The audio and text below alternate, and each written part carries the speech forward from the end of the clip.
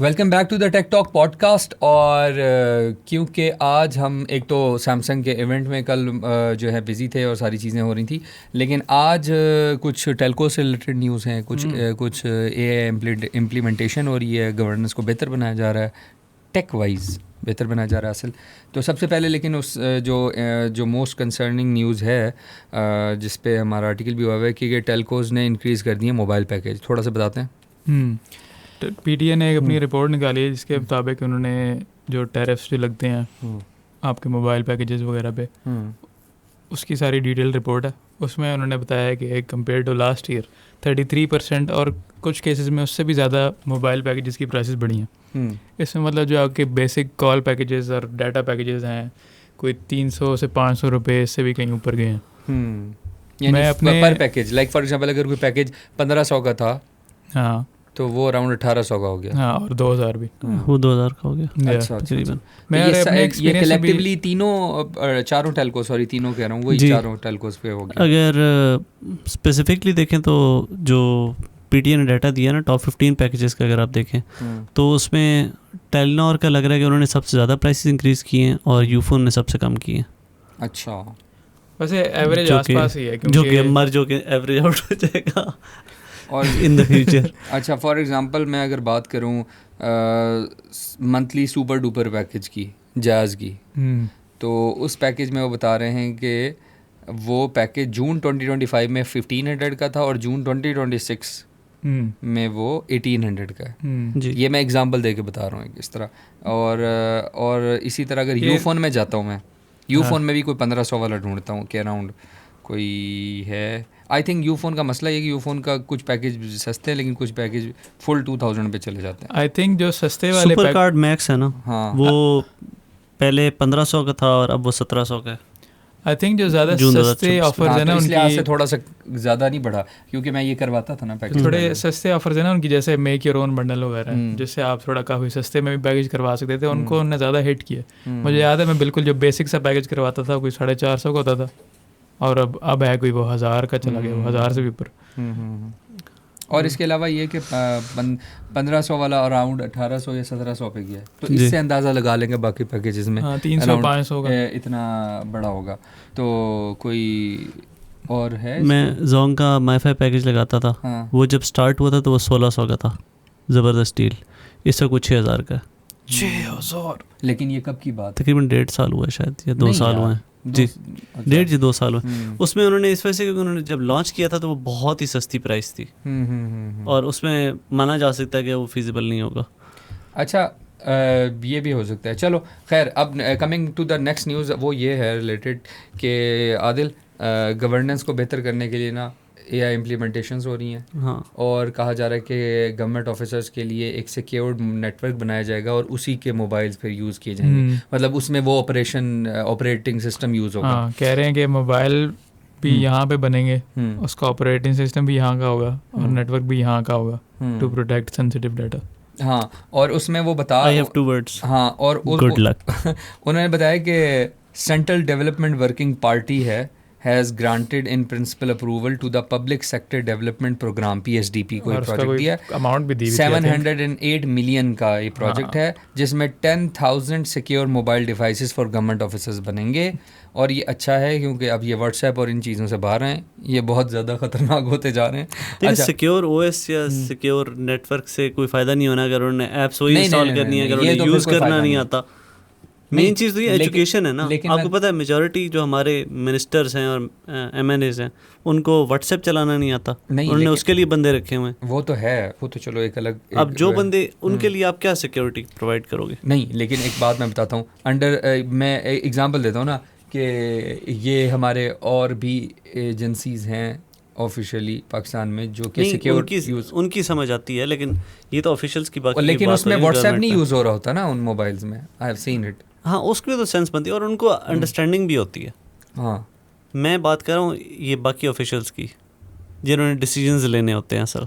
और मेरे ख्याल में ना, I don't know, but again वही बात है कि अजीब सी बात हो जाएगी, बट हमारे जो लोकली मैन्युफैक्चर कर रहे हैं जैसा सैमसंग हो गया और हो गया, इन्हीं में से कोई होगा जो जिसको ऑर्डर मिलेगा मेरे ख्याल में। लेकिन अगेन वही बात है कि आई थिंक वो जो थर्ड पार्टी चाइनीज मेकर्स नहीं होते जो कि कोई भी बना के दे देते हैं आपको डिवाइस, ऊपर जो मर्जी ब्रांड लगा लो। आई थिंक वो ये होगा कि उनको अभी तो मैंने वैसे टेक्नो और सैमसंग के देखे हैं ऐसे इस तरह के बड़े ब्रांड नहीं होते, वो इस तरह के थर्ड पार्टी होती हैं जो कि अननोन होते हैं, किसी को पता नहीं होता उनका नाम, वो बना के दे देते हैं आपको डिवाइस, आओ ऊपर जो मर्जी ब्रांड लगा लो, जो मर्जी सॉफ्टवेयर डाल लो। आई थिंक और वो बनता भी सस्ता है। हाँ, जैसे इंडिया के AI प्लस ने नहीं किया था। हाँ, क्योंकि ऑफिशियली तो ये कहीं रजिस्टर्ड नहीं है कि कौन इस तरह की चीज़ें कर रहा है। तो खैर उसके साथ साथ अच्छा इसी से रिलेटेड एक और है कि हमारे जो PM शहबाज शरीफ साहब हैं, वो उनका सीन ये हो रहा है कि वो जो ऑर्डर देते हैं या जो जिनकी इम्प्लीमेंटेशन होनी चाहिए उसका ट्रैक रखा जाएगा थ्रू AI, एक सिस्टम बनाया जा रहा है। तो again I like to see that. हाँ, वो सी के उसको क्या होता है उसमें, और ये MOITD की तरफ से ही आया और पहले भी इसी के बारे में आया। तो तुम इतने इसके आगे चलते हैं तो इसके अलावा जो न्यूज़ क्विकली मूविंग ऑन, हाँ, government invite Samsung to export the smartphone made in Pakistan. अब ये क्या पॉसिबल तो है, वैसे पॉसिबल है और अच्छी बात है कि अगर why would Samsung ever do that जहाँ पे उनकी इंटरनेशनली इतनी बड़ी कैपेसिटी है प्रोडक्शन की। नहीं, भी असल में ये तो एक वेंडर समझ लो बड़े हो जाएंगे ना, नॉट कि कोई प्रोड्यूसर या सैमसंग ग्लोबल को हिट करेंगे। नहीं, सैमसंग को ऑफर किया ना कि आप जो है एक्सपोर्ट स्मार्टफोन्स जो हैं लेके दूसरे कंट्रीज में डाल दो, क्योंकि Samsung why would Samsung ever accept that.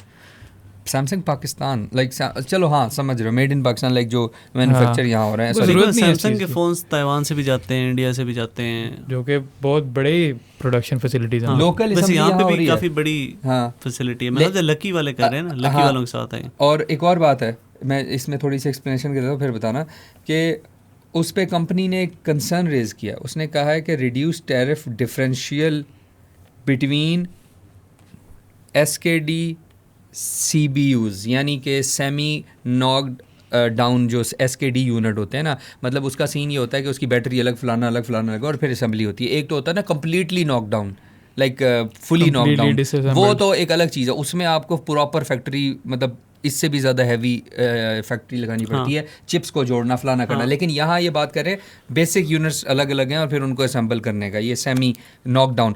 वो कह रहा है कि इसका जो डिफरेंस है ना, यानी इनका जो डिफरेंस है इसका और कम्प्लीटली है, उसने मार्केट ख़राब करके रखी हुई है लोकल।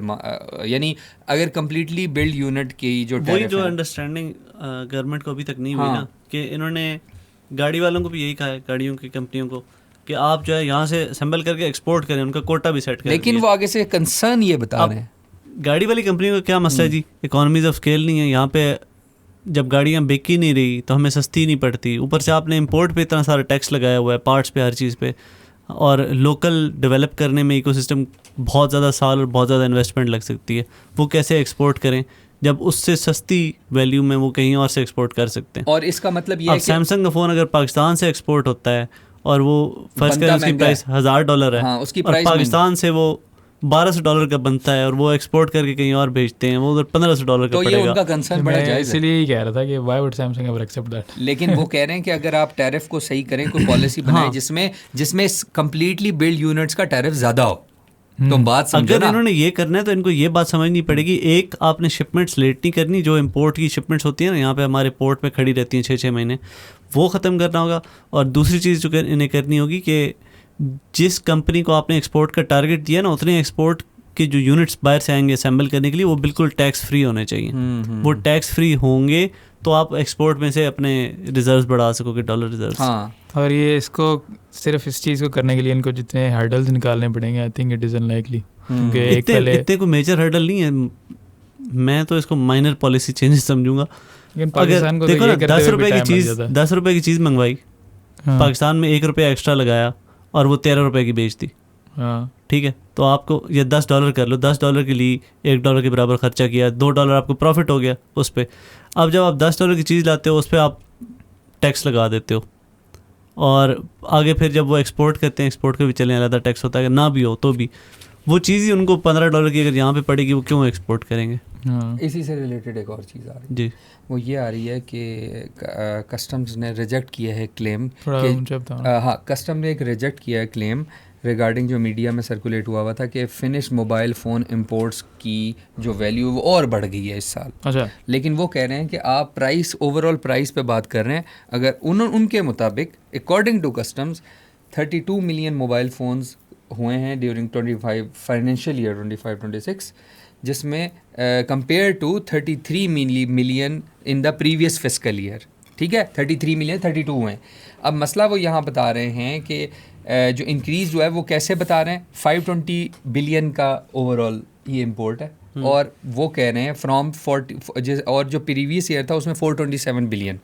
तो वो ये बताना चाह रहे हैं कि इस में से, इस 520 में से 420 बिलियन तो SKD यानी सेमी नॉकडाउन डिवाइसेस और CKD कम्प्लीटली नॉकडाउन डिवाइसेस के पैसे हैं, और ये वो हैं जो लोकल असम्बली में यूज़ हो रहे हैं। मतलब ये डिवाइसेस वो हैं ना, तो बेसिकली इसकी इंपोर्ट बढ़ी है क्योंकि 420 बिलियन जो है ना वो इन पैसों में गए हैं। जो वो कम्प्लीटली बिल्ड यूनिट यानी CBUs जो असल इंपोर्ट का जिसको कहते हैं जी मसला होता है हमें, उसमें इशू आता है, वो 100 बिलियन है टोटल उनके मुताबिक। This is all about what I am reading the thing. तो ये एक और साथ इसके न्यूज़ थी कि जिसमें जो है ना, उसके अलावा commercially imported iPhones are subject to the duties and tax of about 1.5 lakh compared around 190 for the devices registered against the passport and रफली 210 to 2,10,000 CNIC पे जो होते हैं।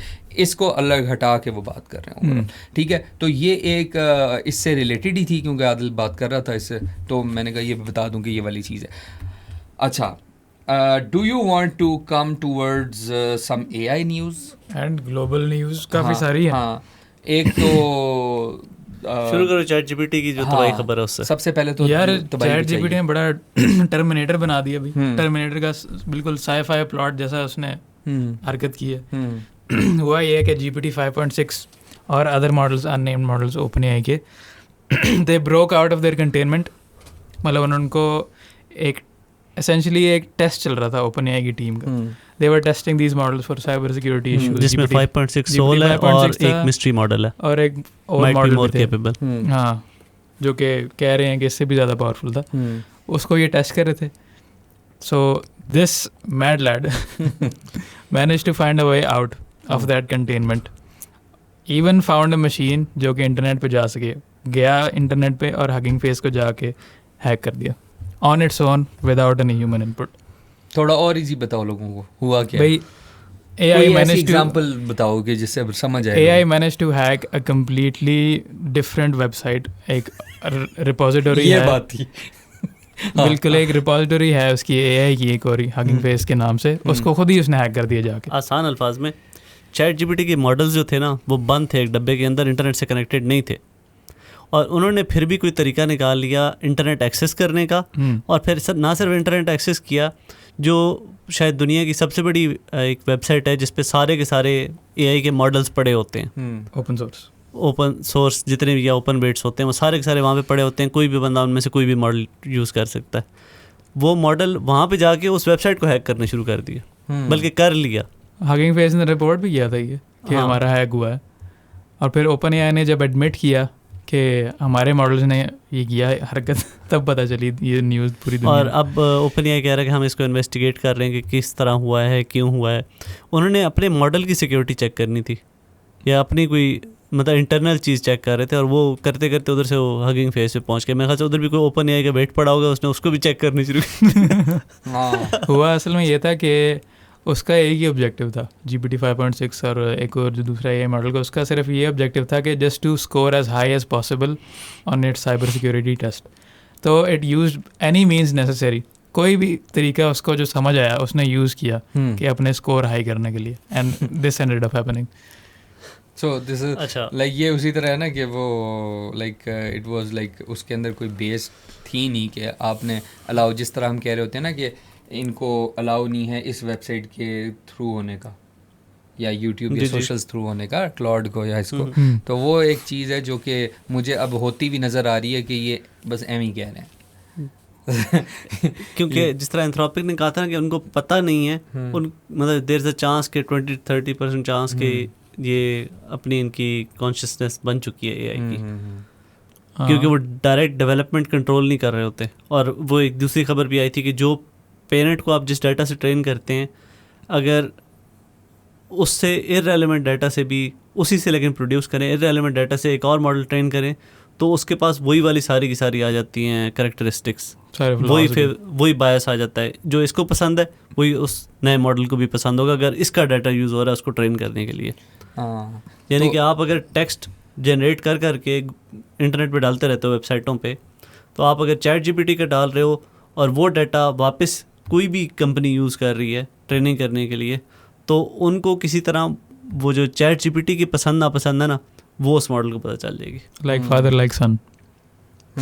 और ये तो मिक्सचर ऑफ सन हो गया ना। अच्छा, काफी सारे मॉडल्स यूज हो रहे हैं इस ChatGPT के फौरन बाद से। हाँ बताओ। नहीं ये बात खत्म है। अगली जो अच्छा चलें जेमिनी की बात करें, डिस्टिलेशन से रिलेटेड आई थिंक तुम करना चाह रहे थे। जेमिनी की बात करना चाह रहे हैं। मैं कह रहा था कि उस दिन हम बात कर रहे थे कि इनका अभी वर्जन निकला नहीं था, 3.5 प्रो नहीं आ रहा था, और वो चेक भी हमने किया था, बट उसके बाद जो हुआ है वो ये हुआ है कि 3.6 फ्लैश आ गया, और वो तो कल अवेलेबल हो गया है। शान भी चेक कर रहा था उसको।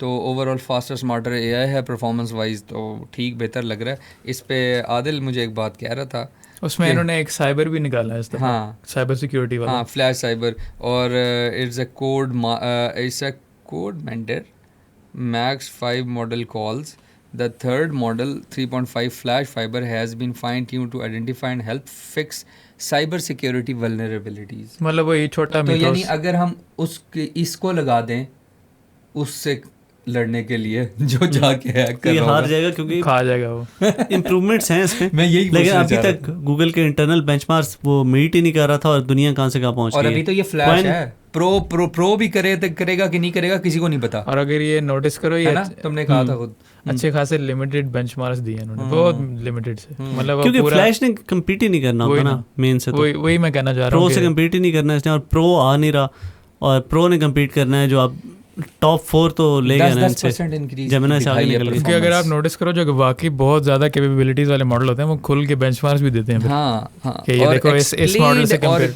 अब क्वेन का इसीलिए हमें कंफर्म नहीं है कि क्वेन की कैसी परफॉर्मेंस होगी, क्योंकि बेंचमार्क्स नहीं है, लेकिन किमी K3 का तो नज़र आ चुका है। और जो एक मैं बेंचमार्क देख रहा था, उन्होंने खुद से बेंचमार्क किया था क्वेन का और किमी K3 का आपस में कंपैरिजन करने के लिए, तो उसमें क्वेन वाज लाइक 2% या 3% बिलो किमी K3। इस तरह ही है यार, तो किमी K3 ने बड़ा तबाही मचाई हुई है यूएस में। समझ नहीं आ रही उन्हें कि हो क्या रहा है। पैनिक मोड में गए मैं full. US is in full panic mode. नहीं, इससे 5 बिलियन डॉलर साइंस का बजट इंक्रीज कर दिया उन्होंने 80 साल बाद। और इससे एक और चीज़ हो रही है। मैं और शान भी सोच रहे थे कि यार हम लोग किमी के पे हैं, क्योंकि वो बार बार देख रहे हैं इतने इसके लाइक बेंचमार्क्स आ रहे हैं, तो लाइक जो नहीं भी यूज़ करना चाह रहे थे वो करेंगे। फिर वही कॉस्ट की बात भी आ जाती है ना, सस्ता कितना पड़ रहा है उससे फेबल 5 से। उनकी पता है आपस में फटे शुरू हो गए हैं, सिविल वॉर टाइप यूएस में, कि तुम ये नहीं सही कर रहे क्लाउड को, तो क्लाउड ऐसा नहीं है, तो ओपन एआई वैसा नहीं है, तुम ये ठीक करो वो ठीक करो जी। और उधर से एनवीडिया वाला CEO हुआंग कह रहे हैं कि ऐसा कुछ नहीं होगा, कि ये पाबंदी ना लगाओ, क्योंकि आप ट्रंप और गवर्नमेंट सोच रही है कि चाइनीज़ मॉडल जो है ना इन पे पाबंदी लगा दो। इनका हर चीज़ का इनको एक ही हल नज़र आता है कि पाबंदी लगा दो, लेकिन अब वो पाबंदियाँ इनके सर पे पड़े जा रही हैं। इन्होंने अगर पाबंदी ना लगाई होती तो चाइना इस डायरेक्शन में आता ही नहीं। अब इन्होंने पाबंदियाँ लगाई हैं तो चाइना इस डायरेक्शन में आ गया। मॉडल्स बनाए हैं, चिप्स बना रहे हैं, रैम बना रहे हैं, सारा कुछ वो इंटरनली डेवलप करना शुरू कर देंगे, सेल्फ सफिशिएंट हो जाएंगे, जो कि वैसे वो यूएस पे डिपेंडेंट होते हैं और यूएस उनसे पैसे कमा रहा होता। और ये एनवीडिया के CEO ने पहले भी ठीक बात की थी और अभी भी ठीक ही बात कर रहे हैं। हाँ, लेकिन वो जो सैंक्शंस लगाना चाह रहे हैं वो उनका मेन जो है रीज़न वो ये था कि कह रहे हैं कि क्लाउड को इन्होंने यूज़ करके डिस्टिलेशन यूज़ करके किमी K3 को ट्रेन किया। ये न्यूज़ तब आई थी जब किमी K3 ने अपने आप को आइडेंटिफाई किया था एज क्लाउड। एक यूज़र ने पूछा आइडेंटिफाई योरसेल्फ, तुम्हारा क्या नाम है, and it called itself cloud. तो उससे ये एलिगेशंस आई थी कि किमी K3 ने अपना मॉडल जो है क्लाउड के ऊपर ट्रेन किया। इसकी वजह से वही जो अभी शादमान बता रहा था कि जो उसकी जो सारा डाटा होता है वो उसमें चला जाता है, वही सारी पर्सनैलिटी उसकी भी आ जाती है। तो यूएस कह रहा है कि इन्होंने जो है इलीगली डिस्टिलेशन यूज़ किया है, हमारा क्लाउड यूज़ किया है, अब हम इस पे सेक्शन लगाएंगे। ट्रेनिंग डाटा की जहाँ तक बात है ना, तो उसमें इस तरह की पोल्यूशन या इस तरह की बीच में कंटेमिनेट्स आएंगे। अब इंटरनेट सारे का सारा कंटेमिनेट हो चुका है, तो कोई भी मॉडल ऐसा नहीं होगा जिसमें दूसरे का नहीं आएगा कुछ ना कुछ। आप जो कल मुझसे बात कर रहे थे ये उसी से रिलेटेड है जो अगली मैं न्यूज़ देने जा रहा हूँ जी। जो अगली न्यूज़ है ना कि developer creates a new engine to run GLM 5.2 on any PC without the Nvidia GPU। ये बात मैं एक फ्लो में बड़े तबाही तरीके से ब्रेकिंग न्यूज़ स्टाइल में गूगल एक डेवलपर ने ऐसा तरीका बना लिया है कि आपको लीडिंग जो AI मॉडल है उसके लिए एनवीडिया का GPU नहीं चाहिए। GLM 5.2 ये Z.AI का बेस्ट मॉडल है और किमी के 3 के बाद से मतलब इसके आने से पहले वो बेस्ट ओपन सोर्स मॉडल था, ओपन वेट मॉडल था। और टॉप 3 आई थिंक ये कहेंगे GLM, क्वेन और किमी के 3 है। अभी क्वेन का कंफर्म नहीं है। तो खैर मैं जो बता रहा था कि ये Z.AI का टॉप मॉडल GLM 5.2 और इसको पहले चलने के लिए काफ़ी ज़्यादा रिसोर्सेज रिक्वायर्ड होती थी, 2 से 3 एनवीडिया के GPU रिक्वायर्ड थे। अब एक अकेले डेवलपर ने एक ऐसा तरीका निकाल लिया है कि आप ये 5.2 अपने किसी भी लैपटॉप पे, कंज्यूमर लैपटॉप पे चला सकते हो विदाउट एन एनवीडिया कार्ड। और वो किया उसने इस तरह है कि वो सारा कुछ जो है वो 370 GB का डाउनलोड है। आप वो डाउनलोड करते हो अपने लैपटॉप पे SSD में और आपको रैम रिक्वायरमेंट जो है ना वो 19 GB का, जो ये एक कह लो जो काफ़ी बड़ा मॉडल है ये। लेकिन इसके एक टाइम पे जितने भी टोकन्स लोड होते हैं वो तकरीबन 19 GB की उनको VRAM चाहिए होती थी, या 19 GB का जो रैम होती थी ना GPU की, एनवीडिया की GPU की, वो चाहिए होती थी। उसने उसको शिफ्ट कर दिया है जो आपकी नॉर्मल रैम है उसमें। तो उसकी प्रोसेसिंग थोड़ी सी स्लो है, लेकिन क्योंकि आप उसको कंप्रेस्ड वर्जन यूज़ कर रहे होते हो ना 370 GB की वजह से, उसकी कंप्रेशन इतनी अच्छी है। वो सारे का सारा कुछ, अगर आपके पास 25 GB रैम है अपने लैपटॉप में या अपने PC में, आप वो मॉडल चला सकते हो कम्प्लीटली ऑफलाइन। और वो उसने कर दिया, ओपन सोर्स दिया है जी, ओपन सोर्स है, कोई भी कर सकता है। और इससे पहले कोई सोच भी नहीं सकता था कि इस लेवल का मॉडल किसी भी कंज्यूमर लैपटॉप पे चल सकता है। अभी आपने देखा एनवीडिया के RTX वाले जो लैपटॉप्स आए थे, लोग सोच रहे थे कि उन पे इस तरह के मॉडल्स चलेंगे जो 128 GB रैम और पता नहीं क्या क्या और $2500 प्राइस। और अब ये है कि आप किसी भी लैपटॉप में 32 GB रैम लगाओ और आप ये मॉडल चला लो ऑफलाइन। और ये मॉडल अच्छा खासा हैवी है, मतलब कि इसकी बेंचमार्क्स में अगर देखो ना तो जो मेटा का आया है Muse 1.1 वो और ये इंटेलिजेंस में बराबर हैं, और ग्रॉक 4.5 इससे थोड़ा सा बेहतर है। और बाकी फिर फ्रंटियर मॉडल इसके बाद आते हैं, बाकी सब मॉडल इससे पीछे हैं, Muse से नीचे। इवन Gemini 3.1 Pro और ये 3.6 फ्लैश और 3.5 फ्लैश ये भी इससे पीछे हैं। ये मॉडल इतना बेहतर है और ये अब ऑफलाइन चल सकता है। वाह, दिस इज गुड। और इसके बाद जो है एनवीडिया के CEO उसके पसीने छूट रहे होंगे कि तो हमारा काम गया। अगर इस तरह की कोई चीज़ और इम्प्लीमेंट हो जाती है बाकी ओपन वेट मॉडल्स के लिए भी, तो फिर तो क्या कहें जिसको, अन्नी फिरने वाली है, तबाही। फिर एनवीडिया के स्टॉक्स गिरेंगे और चाइना को ज़रूरत नहीं होगी चिप्स की, और क्या से क्या हो सकता है। हाँ, बहुत सारी चीज़ें डाउनग्रेड अपग्रेड होने का भी मसला ख़त्म हो जाएगा। और उसके साथ साथ एक और चीज़ की भी मैं छोटी बातें करता चलूँ जी, बताओ। वो है जी कि अगेन Xiaomi ने, और पहले तो ये है ना कि जो प्राइसेस हैं वो दोबारा से, अभी एप्पल की न्यूज़ पे आते हैं, लेकिन मैं चाह रहा था कि वो बात करूं कि जिसमें ये बताया जा रहा है कि अभी भी आगे जाके रैम की प्राइसेस और इन चीज़ों की इंक्रीज़ ही होने का है, जिसमें Xiaomi expects RAM crisis to stabilise, raises sales target. वैसे तो वो कह रहे हैं कि स्टेबलाइज हो जाएगी, ये Xiaomi कह रहा है। हाँ, ये काफ़ी मिक्स्ड इसमें आ रही हैं, कंफ्यूजिंग और मिक्स्ड रिपोर्ट्स आ रही हैं, हर तरफ से आ रही हैं। वो ये हैं कि प्राइसेस बढ़ेंगी, और चाइना से जो रिपोर्ट्स आ रही हैं कि स्टेबल रहेंगी। हाँ, अब Xiaomi ने किया ये है कि अपने जो स्मार्टफोन के जो सेल्स हैं वो उसका टारगेट बढ़ा दिया, बिकॉज दे एक्सपेक्ट कि रैम क्राइसिस जो है, जो कि ग्लोबली रैम और SSD की प्राइसेस बहुत ज़्यादा हुई हुई हैं, वो थोड़ा सा सेटल हो जाएगा 2027 में जाके। इसलिए उन्होंने अपने सेल्स की टारगेट बढ़ा दिया। लेकिन उसके साथ साथ SK Hynix के CEO जो वो तो कहता है कि ज़्यादा बुरा होगा। हाँ, और TSMC भी अब रिपोर्ट्स आ रही हैं कि ये करने जा रहा है कि 2027 में अपनी चिप्स जो है 10% महंगा कर देगा। अब आपको पता ही है कि TSMC की जो चिप्स हैं हर जगह यूज़ होती हैं, स्मार्टफोन, लैपटॉप्स, इवन कंसोल्स में हर जगह यूज़ होती हैं। तो ऑलमोस्ट हर चीज़ की प्राइस जो है बढ़ सकती है 2027 में लेट। और इसके साथ साथ मैं ज़रा कुछ एप्पल की न्यूज़ बीच में शेयर करना चाह रहा हूँ। तो वो हम एप्पल की दो न्यूज़ है, हाँ 2-3 न्यूज़ हैं। उसमें से जो एक ये है कि Apple may let you own iPhone, MacBooks, iPads with new subscriptions. Apple reports आ रही हैं कि Apple is planning to launch a new lease model called Apple Upgrade. उससे होगा ये कि आपने सिर्फ एक सब्सक्रिप्शन पे करनी है मंथली और आप ऑन कर सकते हैं iPhone, यानी समथिंग लाइक $80 पर मंथ या पाकिस्तानी रुपए में कर लो 20-25 हज़ार रुपये पर मंथ आप पे करोगे और आप जो भी लेटेस्ट एप्पल की डिवाइस होगी वो रख लोगे। और अच्छा, जब नहीं आएगी तो आपको नहीं मिल जाएगी। बड़ी ऑड रिपोर्ट थी, उसमें लिखा हुआ था कि 2 से 3 साल का दे रहे हैं लाइक टाइम। अच्छा, मतलब 2 साल बाद, हर 2 साल बाद आपको अपग्रेड मिल जाएगी फ्री।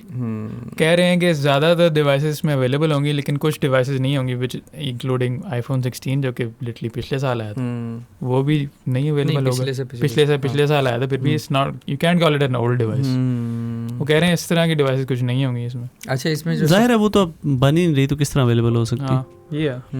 और इसके साथ साथ जो इससे रिलेटेड थोड़ी सी आई कैचिंग न्यूज़ लग रही थी मुझे। इसमें एक पार्ट था कोड वाली iOS 27 वाली। iOS 27 की एक आई है रिपोर्ट कि उसमें एक कोड स्पॉट किया एक बंदे ने।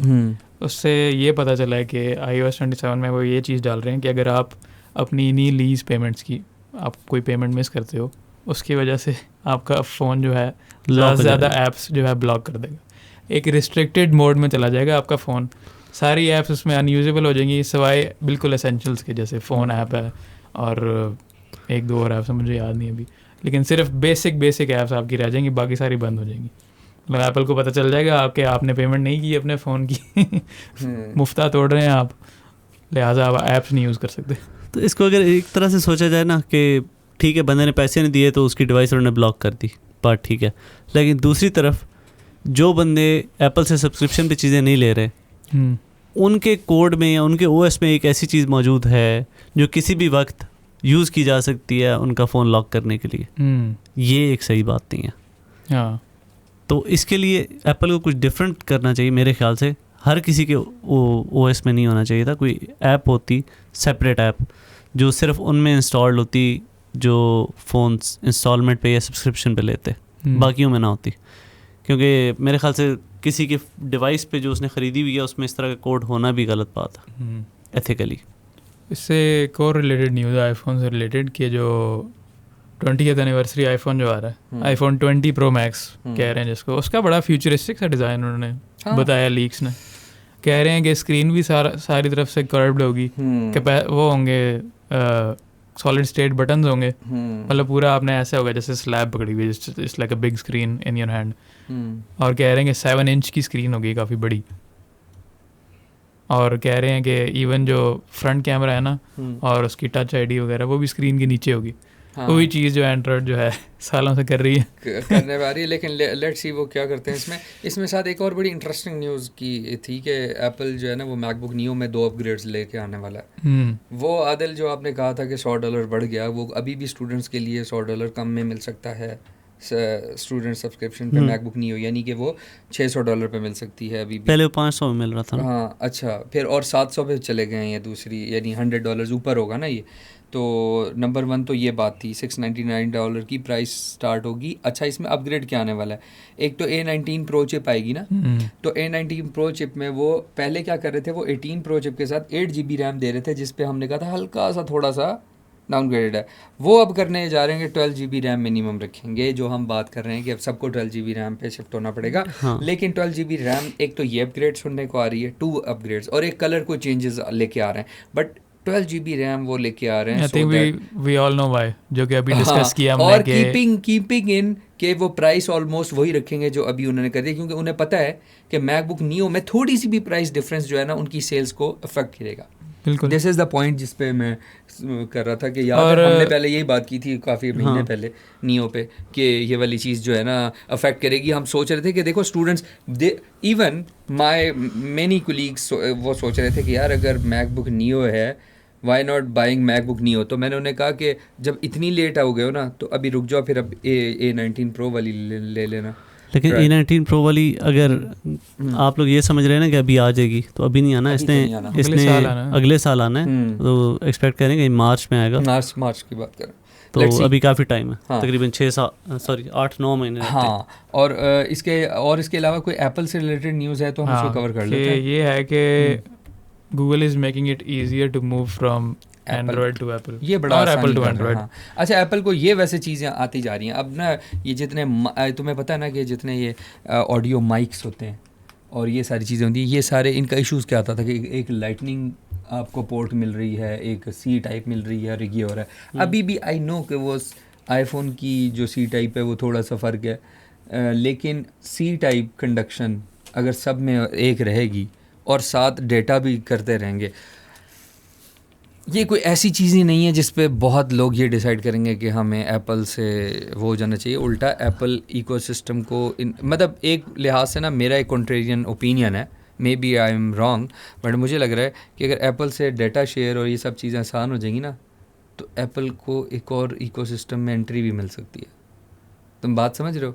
एप्पल करना नहीं चाहता, ये करना नहीं चाहता, एप्पल रिस्ट्रिक्ट करना चाहता है। आई नो कि गूगल कर रहा है ये, और मैंने यही तो कहा और इसमें EU की बहुत बड़ी इन्वॉल्वमेंट है। हर चीज़ जो ओपन करवाई है ना एप्पल से, वो EU ने करवाई है। और इस दफ़ा अब तो बल्कि ये है कि EU ने गूगल को टारगेट किया हुआ है। अभी आपको पता है ना कि मजबूर कर दिया है गूगल को कि गूगल के प्ले स्टोर पे अब दूसरे ऐप स्टोर्स भी होंगे। अब दूसरे ऐप स्टोर्स करके उनसे भी ऐप्स डाउनलोड कर सकोगे, और एंड्रॉइड पे दूसरे AI भी अलाउड होंगे। अब जो पहले ये अलाउ नहीं करते थे ना, अब जेमिनी की जगह आप डिफ़ॉल्ट ChatGPT को भी रख सकते हो, किसी और को भी रख सकते हो, क्लाउड को रख सकते हो, कोई भी जिदम बहुत सारे हैं, परप्लेक्सिटी है, बहुत सारे हैं, लेकिन ये सारे रख सकते हो। और इनको सिस्टम लेवल उतना ही एक्सेस हो गया जितना जेमिनी को होता था। अब ये पहले एक्सेस देते नहीं थे। एक अभी इन पे केस चल रहा था, उसमें एक इंफॉर्मेशन आई थी, ChatGPT ने इनको लेटर लिखा गूगल को कि हमें गूगल सर्च का एक्सेस चाहिए, कोई डायरेक्ट तरीका जिसमें हम, जब इन्होंने सर्च करनी होती है ना ChatGPT ने, तो इनको अपना सारे का सारा कुछ यूज़ करना पड़ता है, बजाय कि गूगल का सर्च इंजन यूज़ कर सकें, गूगल का डाटा यूज़ कर सकें। गूगल ने स्ट्रेट आउट उनको रिफ्यूज़ कर दिया 2 महीने बाद। अच्छा। वो लेटर कहीं सामने आ गया, अभी रिसेंटली US में चल रही थी, एक केस चल रहा था, लॉसूट। हाँ, लॉसूट। आई थिंक ये एप्पल वर्सेस ओपनएआई वाले में आया था। हाँ, मेरे ख्याल से उसमें आया था, वो हमने बात अभी की। फिर जब EU को ये बात पता चली है, EU ने उस पर डिसीजन ले लिया और अलाउ कर दिया। अब ChatGPT और बाकी जितने भी है ना, गूगल को अपना ये भी ओपन करना पड़ेगा, अपना सर्च और सारी, ये आहिस्ता आहिस्ता ना गूगल के जितने भी ऐसे तरीके हैं जिनके ज़रिए गूगल ख़ुद को अपने ही प्रोडक्ट्स को प्रमोट करता है और रिस्ट्रिक्ट करता है दूसरों को, ये सारे के सारे आहिस्ता आहिस्ता ख़त्म हो रहे हैं अगर EU वाले इसी तरह काम करते रहें। अब जिस तरह बूट लोडर्स लॉक होते हैं फ़ोन के, आपको पता है, आई थिंक सिर्फ EU में ही करेंगे ये change, I don't think globally करेंगे। ग्लोबली करना पड़ जाता है। कैसे? जैसे एप्पल को इन्होंने मजबूर किया कि अपना थंडरबोल्ट ख़त्म करें और टाइप C करें। वो तो हार्डवेयर चेंज है ना, ये तो सॉफ्टवेयर चेंज है। अगर आपको ये सॉफ्टवेयर अगर सिर्फ EU में ला सकते हैं, आई थिंक, बजाय कि ग्लोबली ले आए, ये हो सकता है कि ग्लोबली वर्जन हो EU में हो, एंड्रॉयड का सेपरेट वर्जन हो सिर्फ EU के लिए। आई थिंक कर सकते हैं। नहीं, मेरा नहीं ख्याल, क्योंकि अगर EU में एक लॉ पास हो गया है तो लाइकली है कि अगर US में केस होता है, ऑस्ट्रेलिया में केस होता है, तो सेम डिसीजन लिया जाएगा। तो उससे बचने के लिए या और मज़ीद फ़ाइन से बचने के लिए जब भी इस तरह का कोई डिसीजन लिया है ना EU ने, वो गूगल ने, एप्पल ने सारी दुनिया में इम्प्लीमेंट किए। चलो, would be good for us अगर ग्लोबली आता है तो। हाँ, अब बूट लोडर अनलॉक वाली एक अलग चीज़ है कि आप कस्टम रोम नहीं कर सकते। आहिस्ता आहिस्ता सारे के सारे रिस्ट्रिक्ट करते जा रहे हैं। गूगल की अभी भी एक रिस्ट्रिक्शन है जो EU ने अभी तक इस पर कोई एक्शन नहीं लिया, वो ये है कि दूसरे ऐप स्टोर से आप ऐप तो डाउनलोड कर सकते हो, लेकिन हर डेवलपर को रजिस्टर होना पड़ेगा गूगल के साथ, ये एक कंडीशन है उसका। और उसकी फ़ीस भी अच्छी खासी है, आई थिंक कोई $5,000 थी पर ईयर, इस तरह करके। हाँ, तो आप गूगल की कमाई भी उस पर चलती रहेगी और गूगल रिस्ट्रिक्ट भी कर सकता है किसी भी ऐप को, किसी भी डेवलपर को, और फिर उसकी ऐप नहीं अलाउ होगी एंड्रॉयड पे।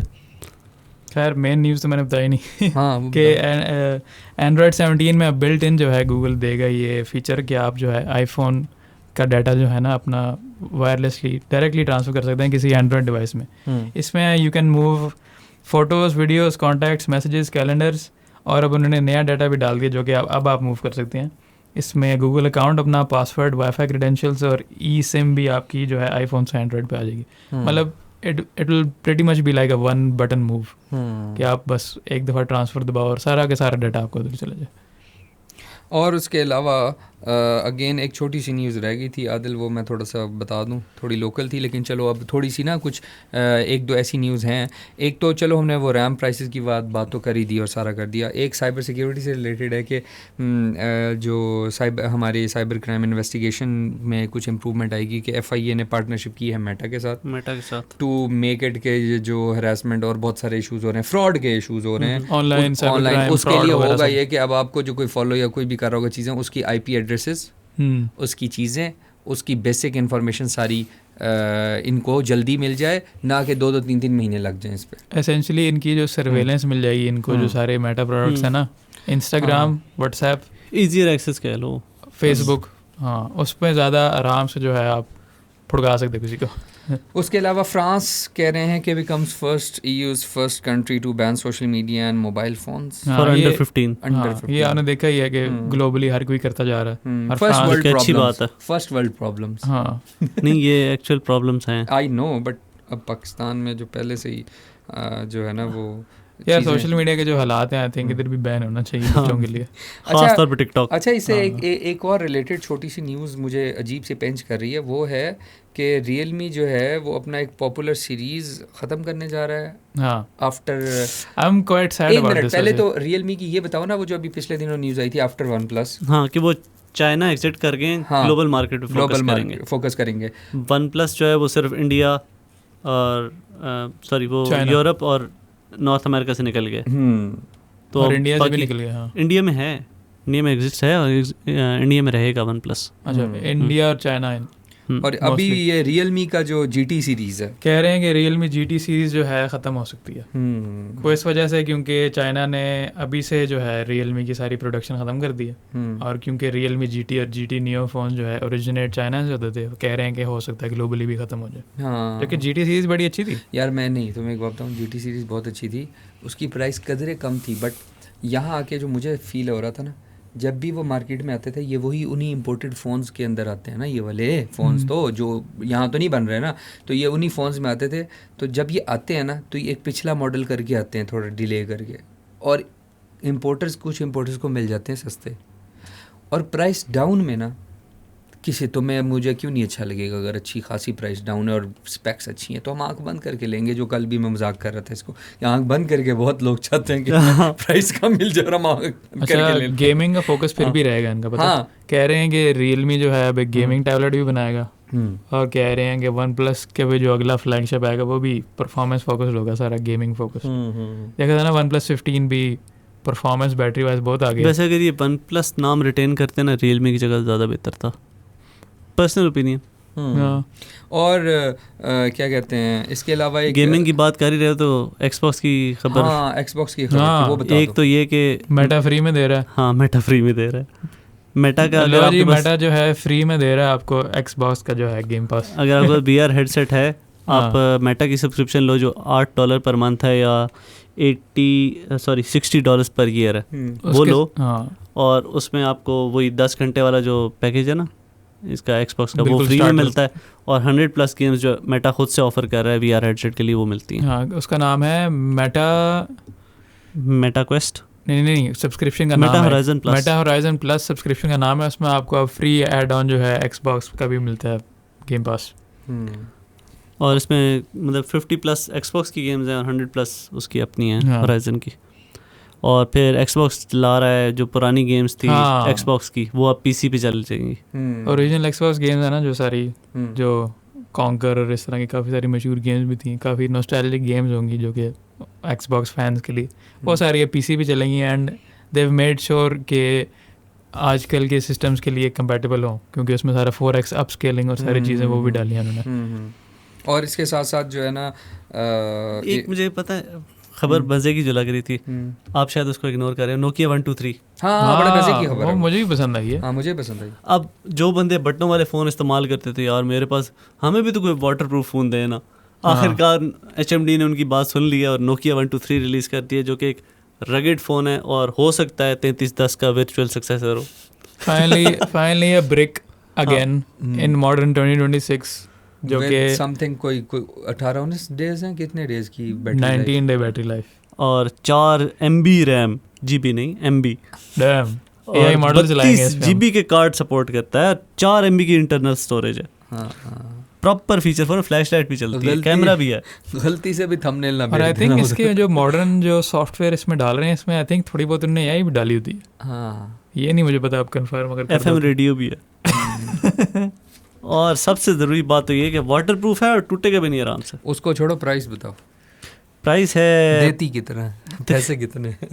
यूरोप में आ रहा है 35 यूरो का, तो पाकिस्तान जैसे सस्ता होगा, पाकिस्तान जैसे मुल्कों में 8,000। हाँ, और ये भी रख देते हैं, और ये फ़ोन तो लोकली असेंबल करना बहुत आसान होता है। सुनो, ये $35 रख रहे हैं ना, अगर ये यूं करते हैं ना कि $35 और अगर डालें ना तो उनके लिए कस्टम रैम ऐड कर देंगे इसके अंदर, तो ये भी हो सकता है। कितने किलोबाइट रैम ऐड कर रही है? वो रैम बहुत महंगी है। तो अच्छा, आई थिंक यार वैसे वो सैमसंग की ग्लासेस हम मिस कर गए थे। आई थिंक ग्लासेस पे तुमने FX5 का नहीं बताया कैमरे का? FX5 का ओपन गेट रिकॉर्डिंग आ गई है। हाँ, ओपन गेट रिकॉर्डिंग का मतलब ये सोनी का।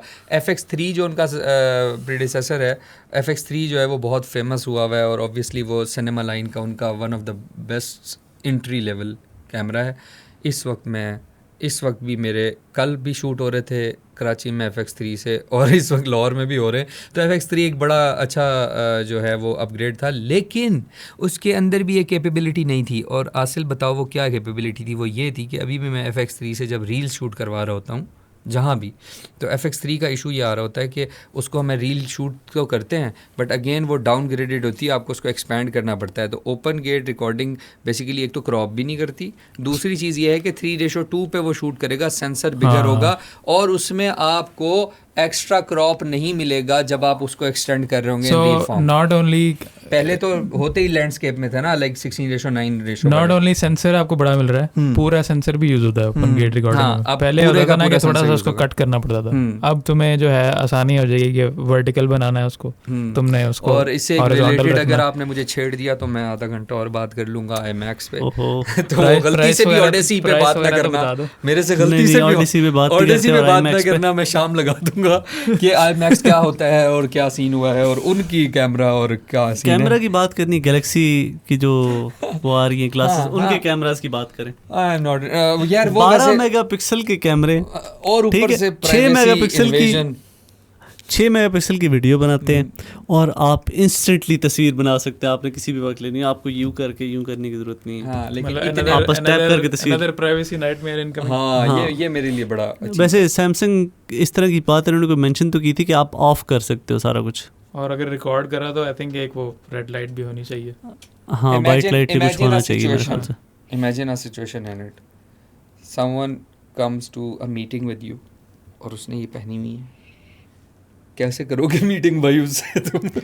मेरे ख्याल से ना AI ग्लासेस जो है ना, ये बिल्कुल यूजलेस है, मतलब नियरली यूजलेस तो नहीं चले कह सकते, लेकिन मेरे ख्याल से नॉट वर्थ इट। जो AR ग्लासेस है ना वो ज़्यादा यूजफुल है। आई थिंक AR और AI कंबाइन होना चाहिए। हाँ, AI तो है ना, AR ग्लासेस में AI तो होती ही है। हाँ। लेकिन AR ग्लासेस यूजफुल है, लेकिन ये सारे के सारे ना अपने बजट्स बचाने के लिए, पता नहीं क्या वजह है, लेकिन ये उस तरफ जा ही नहीं रही। AI ग्लासेस की तरफ बड़ी कंपनीज जा रही हैं, लेकिन XReal और ये बाकी कंपनी दो तीन हैं चाइना की हैं, ये इस तरफ आ रहे हैं जिन्होंने AR ग्लासेस बनाई हुई हैं, जो $300 में आपको इतनी ज़बरदस्त AR ग्लासेस मिलती हैं ना, फुल डिस्प्ले, ये वो इधर अटैच कर दो, उधर कर दो, आपको सारा कुछ सामने नज़र आ रहा होता है। मेरे ख्याल से बहुत अच्छी इम्प्लीमेंटेशन। तो इसकी कुछ बतानी है या रैप करें इसको? हाँ, इसका बस इतना ही है, और इसकी कोई डिटेल्स वगैरह नहीं है। 2 ब्रांड्स के साथ उन्होंने मिल के और वो डिज़ाइन के लिए यूज़ करेंगे।